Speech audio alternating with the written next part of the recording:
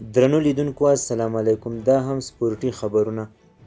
د کرکټ نړیوال جام د دویم پړاو لومړۍ سیالي استرالیا وګټله. د کرکټ د نړیوال شورا د 20 اورونو د نړیوال جام د 12 ټیمونو د مرحلې په لومړۍ سیالي کې استرالیا د جنوبي افریقا لوبډلې ته ماتې ورکړه. جنوبي افریقا استرالیا ته د 119 منډو هدف ټاکلی و چې د لوبې په 20 اور کې په داسې حال کې پوره شو چې د استرالیا 15 لوبغاړي سوځېدلي وو. د لوبې غوره لوبغاړی د استرالیا چټک توپ اچوونکی جاش هیزلیوډ وټاکل شو، خو په 4 اورونو کې یوازې 19 منډې ورکړې وې او د سیال لوبډلې 2 لوبغاړي سوځولي وو.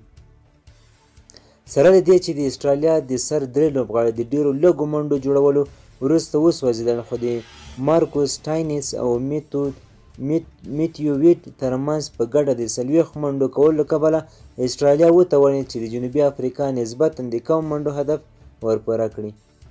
په چې د استرالیا لوبې ګټلې وه، خو د منډو کولو لومړی نوبت یې سیال لوبډلې ته ورکړ. لوبه د عربي متحده اماراتو د ابوظبي په لوبغاړي کې وشوه.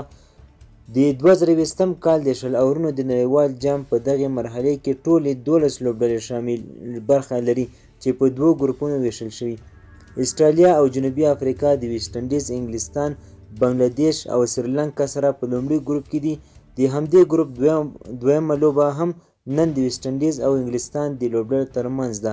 ویسټ انډیز تیر ځل د دې جام اتلولي ګټلې وه. دوستانو، خبر تر همدې ځای و. د لا زیاتو معلوماتو لپاره زموږ چینل سره سبسکرایب کړئ. مننه.